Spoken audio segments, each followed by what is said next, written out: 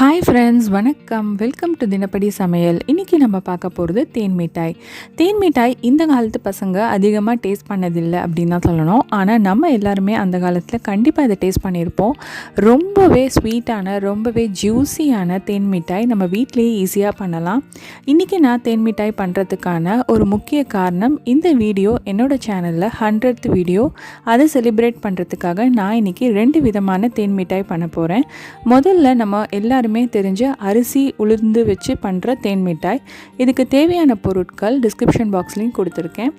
1 cup அளவுக்கு இட்லி அரிசி, 1/4 cup அளவுக்கு உளுந்து. நம்ம எந்த கப்பில் அளந்துக்கிறோமோ அரிசியை அதே கப்பில் 1/4 கப் அளவுக்கு உளுந்து அளந்து ஒரு 2 மணி நேரம் 2த்தையுமே ஊற வச்சுருங்க. ஒன்றாவே சேர்த்து ஊற வச்சிடலாம். 1 கப் அரிசி எடுத்துட்டோம் இல்லையா, அதனால் 1.5 கப் அளவுக்கு சர்க்கரை போதுமானதாக இருக்கும். அதுவே நல்லா உங்களுக்கு ஸ்வீட்னஸ் கொடுக்கும். ஸோ 1.5 கப் சர்க்கரை எடுத்துக்கலாம். அதுக்கப்புறமா ஃபுட் கலர் உங்கள்கிட்ட ஆரஞ்சு இல்லை ரெட் இருந்தால் எடுத்துக்கோங்க. ஏலக்காய், அப்புறம் 1/2 டீஸ்பூன் பேக்கிங் சோடா உப்பு வேணும். அப்புறம் 1 சிட்டிகை உப்பு. நான் அந்த பிக்சரில் இல்லை. இப்போ முதல்ல பாகு வச்சுக்கலாம். சர்க்கரையை போட்டுட்டு ஒரு கடாயில் ஒரு 2 கப் அளவுக்கு தண்ணி ஆட் பண்ணிவிட்டு நல்லா பாகு காய்ச்சிக்கலாம். பாகு எப்படின்னா பிசுப்பு பதம், அதாவது குலாப் ஜாமுனுக்கெலாம் நம்ம எப்படி காய்ச்சுவோமோ அதே அளவுக்கு. அதுக்கு நடுவில் நம்ம அரிசியும் உளுந்தையும் நல்லா விழுது மாதிரி அரைச்சிக்கலாம். இதை மிக்சியில் நல்லா அரைச்சிக்கோங்க. நீங்கள் அளவில் நிறையா பண்ணுறீங்கன்னா அப்போ கிரைண்டரில் கூட நல்லா நைஸாக அரைச்சிக்கலாம். இதில் பாகில் பார்த்திங்கன்னா இப்போ கொதிக்க ஆரம்பிச்சிருக்கு. ஏலப்பொடியும் கலர், அதாவது நம்ம ஃபுட் கலர் எடுத்து வச்சுருக்கோம் இல்லையா, அதில் பாதி அளவு முதல்ல ஜீராவில் போட்டுக்கலாம். இப்போது ஜீரா பார்த்திங்கன்னா ஒரு 7 to 8 மினிட்ஸ் கழித்து நல்லா பிசுப்பு பதம் வந்துடுது. இப்போ நம்ம இதை ஆஃப் பண்ணிடலாம். இப்போ நம்ம இதில் ஒரு 2-3 சொட்டு லெமன் ஜூஸ் ஆட் பண்ணிக்கலாம். அப்போ தான் இது பூத்து போகாமல், அதாவது கிறிஸ்டல் ஆகாமல் இருக்கும் சுகர். இப்போ பாருங்கள், இந்த அளவுக்கு நம்ம நைஸாக கெட்டியாக அரைச்சிக்கணும். தண்ணியை தெளித்து தான் அரைக்கணும். ரொம்ப தண்ணி நீர்க்க அரைக்கக்கூடாது. இதில் மீதி இருந்த கலர், ஃபுட் கலரையும் கொஞ்சமாக ஒரு பிஞ்ச் அளவுக்கு உப்பு, அதே மாதிரி 1/4 டீஸ்பூன் அளவுக்கு சோடா உப்பு எல்லாத்தையுமே போட்டுட்டு நல்லா மிக்ஸ் பண்ணிக்கலாம். இது நீங்கள் ஃபுட் கலர் ஆட் பண்ணுறதுனால அந்த பார்க்குறதுக்கே அந்த தேன் மிட்டாய் ரொம்ப அழகாக இருக்கும்.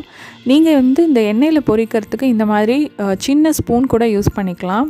நான் ஸ்பூன்லேயும் போடலாம். அப்படி இல்லைன்னா இந்த மாதிரி கையில் நல்லா தண்ணியை நனைச்சிட்டு இந்த மாதிரி கொஞ்சம் கொஞ்சமாக எடுத்து இந்த மாதிரி விடலாம்.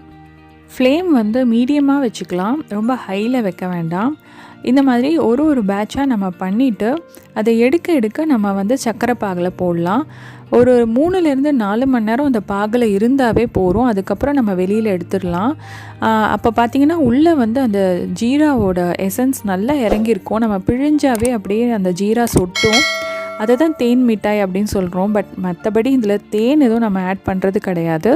இப்போ பாருங்கள், நம்ம எல்லா பேட்சுமே பொரித்து இந்த ஜீரா பாகில் போட்டாச்சு. இதை நல்லா மிக்ஸ் பண்ணியாச்சு. இது இப்போ சாப்பிட்றதுக்கு ரெடியாக இருக்குது. இன்னும் ஒரு 4 ஹவர்ஸ் நீங்கள் வெயிட் பண்ணிங்கன்னா இன்னும் சூப்பராக ரெடி ஆகிடும். இப்போ இதுலேயே இன்னொரு வேர்ஷன் ராகி தேன் மிட்டாய் ட்ரை பண்ணலாம் அப்படின்னு சொல்லிட்டு நான் ட்ரை பண்ணியிருக்கேன். பசங்களுக்கு ஒரு வித்தியாசமான கலரில், அதே சமயம் ராகி நம்ம கொடுத்தா மாதிரி இருக்கும். இதுக்கு தேவையான பொருட்கள் டிஸ்கிரிப்ஷன் பாக்ஸ்லேயும் கொடுத்துருக்கேன். இதுக்கு நம்ம ராகி பொடி நம்ம கடையில் விற்குது இல்லையா, அந்த பொடி 1 கப் எடுத்துக்கலாம். 1.5 கப் அளவுக்கு சர்க்கரை, 1/4 கப் அளவுக்கு உளுந்து, அதுக்கப்புறம் கலர் பொடி, பேக்கிங் சோடா, ஏலக்காய், கொஞ்சமாக உப்பு. அதே மாதிரி உளுந்து 2 மணி நேரம் நல்லா ஊறினாவிட்டு நம்ம அரைச்சிக்கணும்.